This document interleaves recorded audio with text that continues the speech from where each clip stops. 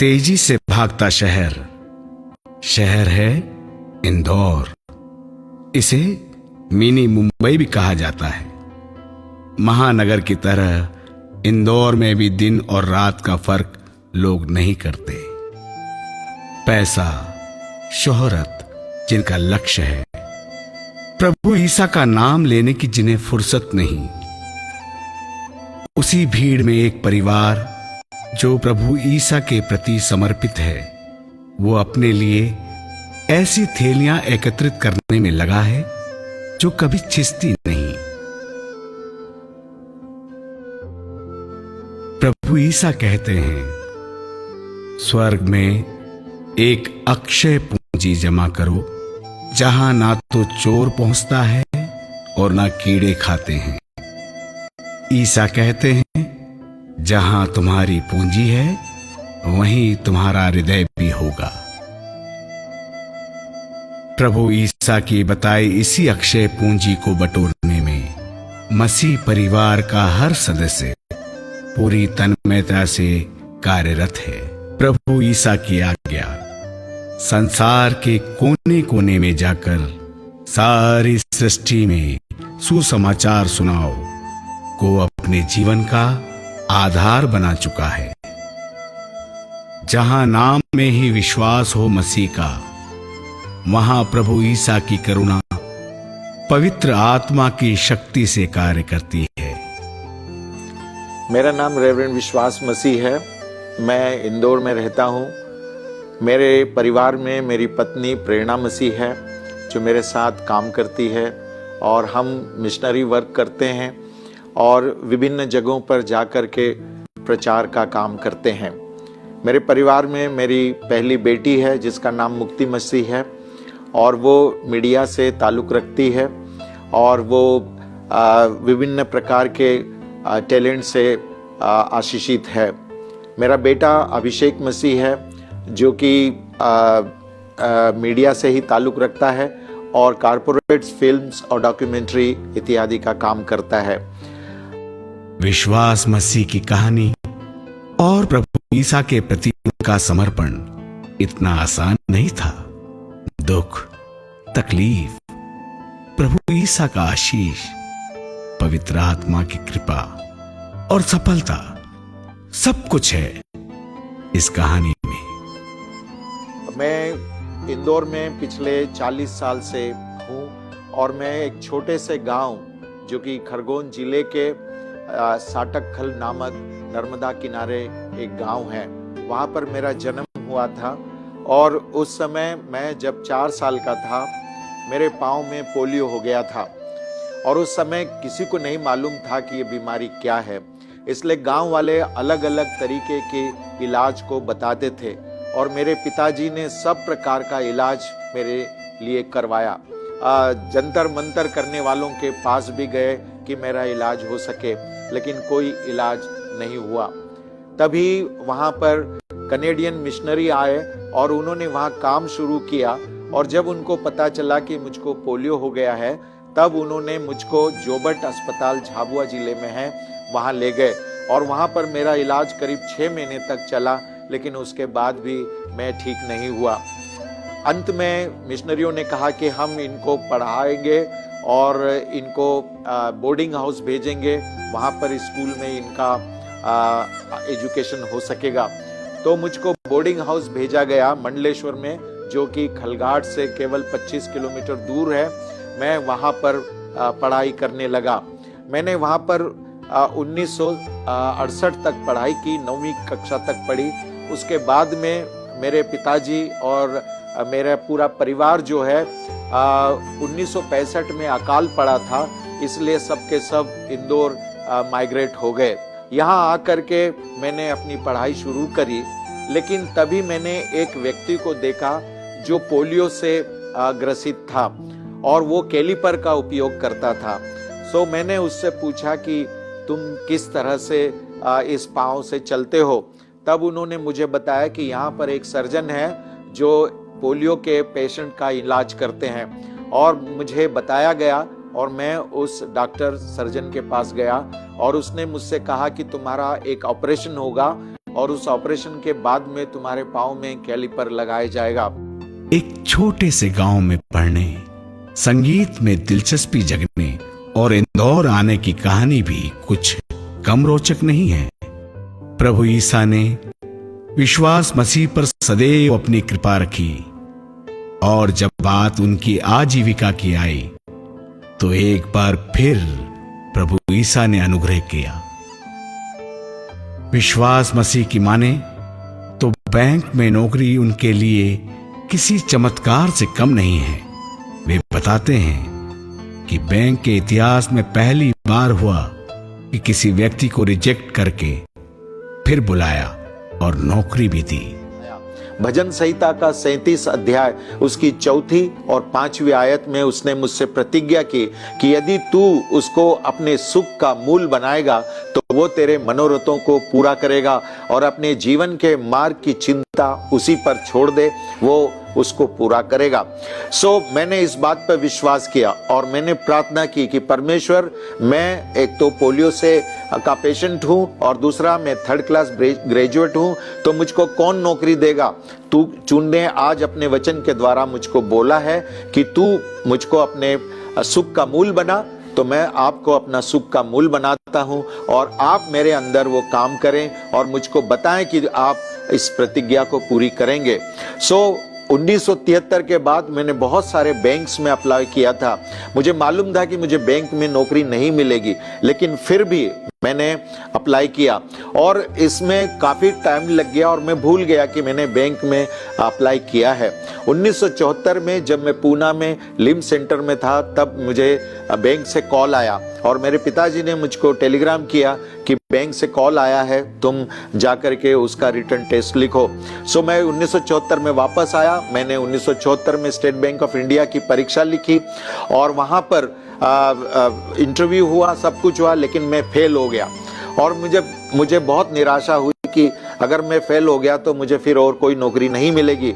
लेकिन बैंक की इतिहास में ये पहली बार ऐसा हुआ कि जितने लोग फेल हो गए थे उनको फिर से बुलाया गया और मैं भी उसमें था और हमको वापस बुलाया गया और 1975 में मुझे जुलाई महीने के में स्टेट बैंक ऑफ इंडिया में नौकरी लगी।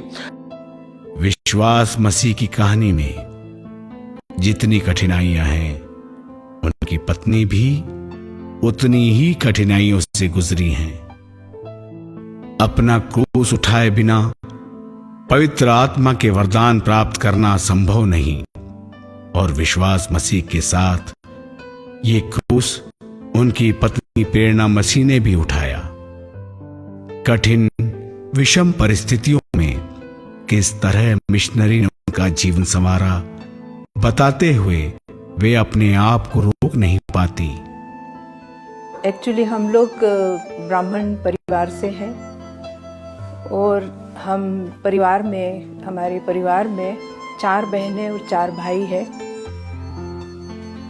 जब मैं 8 साल की थी तब मेरी मदर की डेथ हो गई, तो मेरे पिताजी को लगा कि इन सब बच्चों को पालने के लिए मेरे पास इतना अधिक समय नहीं है और मैं कहाँ से इनके लिए दूसरी माँ ला कर के दूँ। इसलिए उन्होंने सोचा कि मैं मेरे परिवार के जितने भी काका काकी है या मामा मामी है उनको मैं बच्चों को बांट लूँगा और बाकी बच्चों को मैं पाल लूँगा।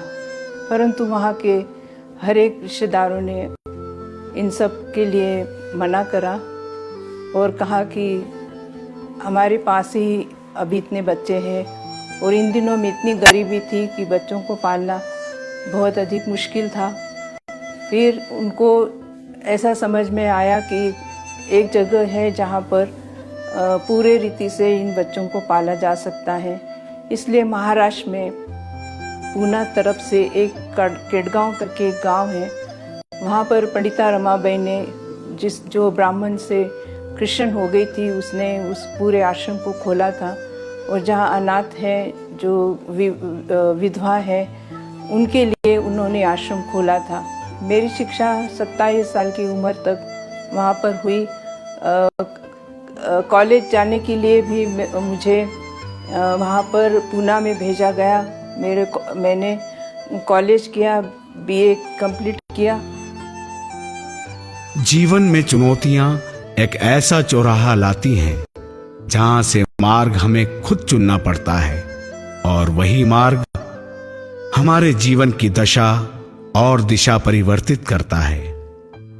प्रभु ईसा के चमत्कार तो इनके जीवन में प्रारंभ से थे, लेकिन प्रभु ईसा का अनुभव करना अभी बाकी था। और फिर आया वो टर्निंग पॉइंट, जिसके कारण विश्वास मसीह ने अपना जीवन प्रभु ईसा को समर्पित कर दिया। मैंने किसी से म्यूजिक नहीं सीखा था, लेकिन परमेश्वर ने मुझे वरदान दिया और मैं म्यूजिक बजाना सीखा, और धीरे धीरे करके हम बहुत अच्छा सा म्यूजिक बजाने लगे। फिर हम लोग हर संडे अपना खुद का गाना कंपोज करते थे, म्यूजिक बनाते थे और उसको चर्च में जाकर के हम सुनाते थे। इस तरह से म्यूजिक में मेरा बहुत ज्यादा इंटरेस्ट होने लगा। Far east broadcasting society of India, FEBA नाम की एक संस्था को, उसमें एक क्रिस्टोफर सिंह था, उसको पता चला कि मैं बहुत अच्छा गाता हूं। तब उन्होंने मुझे बोला कि तुम्हारा गाना हम स्टूडियो में दिल्ली में रिकॉर्ड करेंगे, और 1978 में उन्होंने मेरे को बुलाया और मैंने वहां पर उस स्टूडियो में गाना रिकॉर्ड किया, और वो गाना बहुत चला था, तेरे साथ हम चले जीवन तब हमें मिले।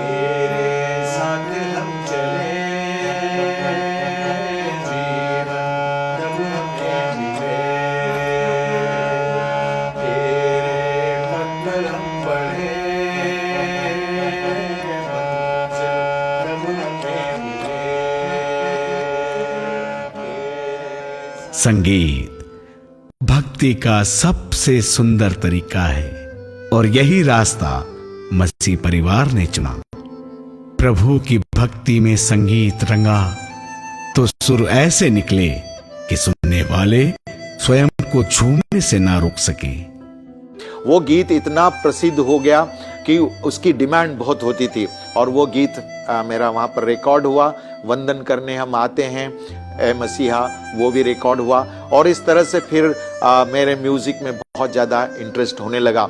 एक मजेदार बात है कि मेरे दोनों बच्चों को मैंने कभी फोर्स नहीं किया कि वो म्यूजिक सीखें, लेकिन उन्होंने मुझको देख करके म्यूजिक सीखी। मैंने सोचा कि मेरी बेटी जो है वो गिटार बजाएगी और मेरा बेटा जो है वो कॉन्गो बजाएगा या रिदम बजाएगा। लेकिन जब मैंने इंस्ट्रूमेंट उनको लाके दिया, मैंने मेरी बेटी के लिए गिटार लिया और मेरे बेटे के लिए कॉन्गो लिया, लेकिन मेरा बेटा कॉन्गो सीख गया और उसने गिटार भी सीख लिया, और मेरी बेटी का गाने में बहुत टैलेंट था। परमेश्वर ने उसको बहुत आशीषित किया, इसलिए उसने गाना शुरू किया। तो जिस तरह से मैं चर्च में और दूसरी जगहों पर जाकर के म्यूजिक के द्वारा परमेश्वर की सेवा करता था, ये दोनों बच्चे भी अपने स्कूल में मसीह गीत गा करके प्राइज जीतते थे, और दोनों बहुत म्यूजिक में परमेश्वर ने उनको टैलेंट दिया, और इसलिए वो जहां भी कॉलेज में भी गए तब उन्होंने क्रिश्चियन सॉन्ग्स गाए और उनको प्राइजेस मिला है। संगीत साधना को वे गांवों में भी ले गए ताकि प्रभु ईसा की कृपा ज्यादा से ज्यादा लोगों तक पहुंच सके। लेकिन मुश्किलें यहां भी कम नहीं। हौसलों के परों पर उड़ान देना आसान नहीं, परंतु जहां इंसान ठान ले तो रास्ता निकल ही आता है। हमने अभी 2015 में जब हमको कोई घर नहीं मिला था, हमने जंगल में बड़े छाते में अम्ब्रेला के नीचे हमने आराधना की, और वहां पर हम लोगों को बुला करके आराधना करते थे। लेकिन अभी 2 महीने पहले एक भाई ने अपना घर हमको दिया है। वो अच्छा घर है, बहुत अच्छा वहां पर जगह है, वहां पर सारी सुविधा है। सो अभी हम वहां पर आराधना करते हैं। सो मुसीबतें अलग अलग तरीके की हैं। अभी हमारे पास कोई चर्च नहीं है या कोई जगह नहीं है जहां पर कि हम स्वतंत्रता पूर्वक आराधना कर सकें, लेकिन परमेश्वर हमारी मदद कर रहा है। परमेश्वर हमको उसमें आगे बढ़ा रहा है, और हम इन मुसीबतों के चलते हुए भी परमेश्वर के हाथ को देखते हैं कि वो किस तरह से हमारी मदद करता है, किस तरह से हमारी अगुवाई करता है कि हम इस सेवा को आगे निरंतर बढ़ाते जाएं। प्रभु ईसा के सुसमाचार का प्रचार सिर्फ संगीत द्वारा ही नहीं, पत्र द्वारा भी किया। विश्वास मसीह ने प्रभु ईसा के नाम पर मसीहत पत्र शुरू किया, जिसका वर्तमान में 1000 प्रतियों का सर्कुलेशन है। सफर में दोनों साथ चलते रहे, और जब प्रभु ईसा का आशीर्वाद साथ है तो क्या फिक्र। विश्वास मसीह कहते हैं कि उन्होंने अपने बच्चों को किसी काम के लिए मजबूर नहीं किया, लेकिन प्रभु ईसा की भक्ति को करीब से देखकर उनके बच्चे प्रभु भक्ति में लीन हो गए। अपने पसंद का काम चुनने के साथ ही वे नियमित प्रभु ईसा के सुसमाचार के प्रचार में भी सेवा देते हैं। जब मैं शुरुआत कर रहा था तो बहुत सारे फेलियर्स मुझे मिले और बहुत सारी तकलीफें मेरे सामने हैं, क्योंकि मुझे उसका कोई एक्सपीरियंस नहीं था, और साथ ही म्यूज़िक पैशन ज़रूर था लेकिन उसकी कोई प्रोफेशनल ट्रेनिंग नहीं थी। लेकिन मैंने उसको शुरू जब किया तो बहुत सारी दिक्कतें मुझे आने लगी। मुझे समझ नहीं आ रहा था कि फेलियर्स क्यों हुए। 2 साल तक मुझे बहुत सारी परेशानियां आने लगी, और फिर फाइनली मुझे ऐसा लगने लगा कि मैं कहीं ना कहीं लैक कर रहा हूँ, मुझे कुछ परेशानी हो रही है, मुझे किसी चीज़ की कमी है, और वो कमी थी यीशु मसीह की मेरे जीवन में। जब मैंने इस बात को रियलाइज़ किया, और बाइबल में भजन संहिता 34:8 में लिखा है, परख कर देखो यहोवा कैसा भला है, मैंने उससे प्रार्थना करी और उससे बोला, प्रभु मैं तुझको परखना चाहता हूँ। मैं चाहता हूँ कि जो तू प्रॉमिसेस कर रहा है वो मेरे जीवन में फुलफिल हो, वो दिखाई दे। और वाकई ऐसा हुआ। 1 साल के अंदर में मैंने अपने प्रोफेशन में और अपने काम में बहुत फ़र्क देखा। मैं परमेश्वर के हिसाब से चलने लगा, परमेश्वर के बातों के हिसाब से चलने लगा, और जब ऐसा करने लगा तो मेरे नेचर में भी फ़र्क आने लगा, मेरे काम करने के तरीके में भी फ़र्क आने लगा, और उसके कारण से मेरे बिजनेस जो है बहुत बढ़ने लगा। मैं जब 8th स्टैंडर्ड में थी तब से मेरा सपना था कि मैं जर्नलिस्ट बनना चाहती हूँ। मैं बहुत सारी किताबें पढ़ती थी और अपनी लैंग्वेज बहुत इम्प्रूव करने की कोशिश करती थी। लेकिन मैं जब 18 साल की हुई तब मैंने यीशु मसीह को अपना उद्धारकर्ता ग्रहण किया, और उसके बाद मेरी लाइफ की प्रायोरिटीज़ बहुत बदल गई। मैंने तब भी जर्नलिज्म में कोर्स किया, मैंने मास कम्युनिकेशन पढ़ा, और उसके बाद जब मैं 22 साल की थी तब मुझे टाइम्स ऑफ इंडिया में अपना पहला जॉब मिला। मेरा सपना ऑलरेडी पूरा हो गया था। I was only 22 years old, तो मैंने काफ़ी वक्त तक टाइम्स ऑफ इंडिया के साथ काम किया। लेकिन उस दौरान मुझे ये भी रियलाइज़ हुआ कि परमेश्वर ये नहीं चाहता है कि मैं ये करूं। उसके पास प्रॉबेबली मेरे लिए कुछ और प्लान था। 2 साल के बाद मैंने टाइम्स ऑफ इंडिया छोड़ा और मैं एक फ्रीलांस राइटर की तरह काम करने लगी।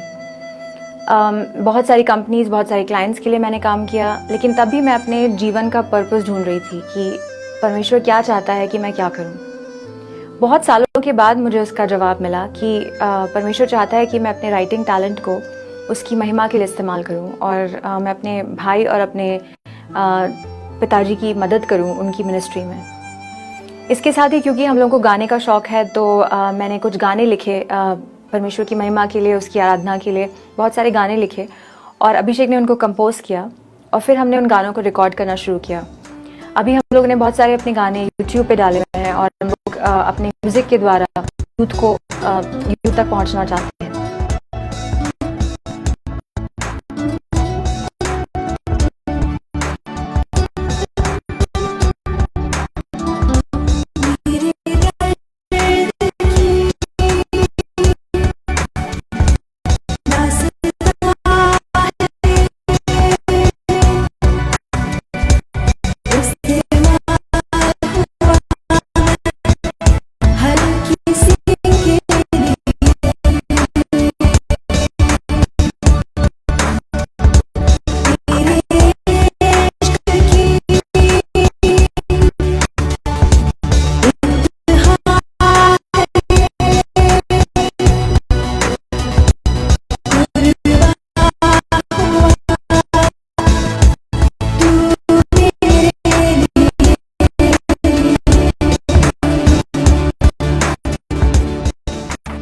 प्रभु ईसा के सुसमाचार का पाठ भजन को गांव के लोगों तक पहुंचाने के लिए वे नियमित गांव जाते हैं। वहां पवित्र ग्रंथ को वे और उनकी पत्नी लोगों को समझाते हैं। उनके सुरीले भजनों का जादू लोगों को उनकी ओर ले आता है। साधनों की कमी के बाद भी वे हर संभव प्रयास करते हैं। प्रभु ईसा कहते हैं, जो कुछ तुमने मेरे इन भाइयों में से किसी एक के लिए, चाहे वो कितना ही छोटा क्यों ना हो, जो किया वो तुमने मेरे लिए ही किया। जब अंकल को एक इंदौर नर्सिंग कॉलेज के प्रिंसिपल ने एक पेपर दिया जिसमें वैकेंसी थी नर्सिंग के लिए, तो उन्होंने मेरे लिए देखा और उन्होंने बताया कि एक वैकेंसी है जो तू करना चाहती है, लेकिन मेरे बजट से बिल्कुल बाहर थी। ऐसी कंडीशन नहीं थी कि मैं बीएससी नर्सिंग कर पाती। बट जब विश्वास अंकल ने बताया कि करना चाहती है क्या, तो मैंने हाँ तो बोल दिया, बट आगे मैंने विश्वास किया कि परमेश्वर मैं कैसे करूँ, अब क्या करूँ, इतना पैसा नहीं है। बट जब सारी बातें मैंने परमेश्वर के हाथ में रख दी, तो जो धीरे धीरे हुआ कि मेरा रिजल्ट पॉजिटिव आया, मैं पास हो गई। और जब मैंने सोचा कि मैं बीएससी नर्सिंग करना चाहती हूँ, तो धीरे धीरे सारी पैसों की प्रॉब्लम और सब कुछ जैसे कि परमेश्वर ने मेरे लिए आसान कर दिया है। तो अंकल के बताए उस पेपर के एड्रेस पे गए और बात की, तो मेरे लिए वहाँ पर वैकेंसी खाली थी और मैंने वहाँ पर एडमिशन लिया। इसके बारे में मैं कुछ भी नहीं जानती थी कि बीएससी नर्सिंग क्या होता है। इंग्लिश में पढ़ना होता है, लिखना होता है, एग्जाम में देना होता है, जो मेरे पास से बाहर था, क्योंकि मैं गाँव के स्कूल में पढ़ी हूँ, हिंदी मीडियम से पढ़ी हूँ। तो फिर भी मैंने बोल दिया कि मुझे बीएससी नर्सिंग करना है। तो मैंने जब एडमिशन लिया, मैं गई, मेरे लिए सब कुछ कठिन था, लेकिन जब मैं बीच बीच में अंकल से बातें भी करती थी कि मतलब कठिन है, लेकिन उन्होंने बताया कि परमेश्वर पर विश्वास रखो, सब कुछ आसान हो जाएगा। तो धीरे धीरे मेरे लिए बहुत सारी ऐसी बातें, कठिनाइयां दूर होती गई और मैं परमेश्वर पर विश्वास करती थी कि परमेश्वर आप यहाँ तक मुझे लाए तो आगे भी आप मुझे ले जाओगे। तो मैं थैंक यू बोलती हूँ विश्वास मसीह अंकल को कि उनकी वजह से भी, क्योंकि जगह तो बहुत सारी होती है, लेकिन रास्ते बताने वाले एक नया डायरेक्शन बताने वाले बहुत कम होते हैं। तो उनकी वजह से आज मैं यहाँ तक आई हूँ और परमेश्वर को भी मैं उनकी वजह से जानती हूँ। और धीरे धीरे मेरे जीवन में ऐसा काम हुआ कि मैं आज बीएससी नर्सिंग की स्टूडेंट हूँ। फाइनली मैंने कर लिया है और मैं अब जॉब करने वाली हूँ। संत इग्नेशियस लोयोला के अनुसार ज्यादातर लोग ईश्वर की उनके प्रति योजनाओं पर संशय नहीं करते अगर वे स्वयं को ईश्वर के हाथों में सौंप दें। ईश्वर कहां है? प्रभु ईसा को हम कैसे प्रेम करें? ये प्रश्न पूछना व्यर्थ है, क्योंकि मसीह परिवार ये प्रमाणित करता है कि जन जन में प्रभु ईसा है। जरूरत है तो हर व्यक्ति में प्रभु ईसा के प्रेम को जागृत करने की, उनके बताए मार्ग को अपनाने की। बपतिस्मा लेकर हम सब प्रभु ईसा का हिस्सा हैं और कार्यों द्वारा प्रभु भक्ति का अनूठा उदाहरण है मसीह परिवार।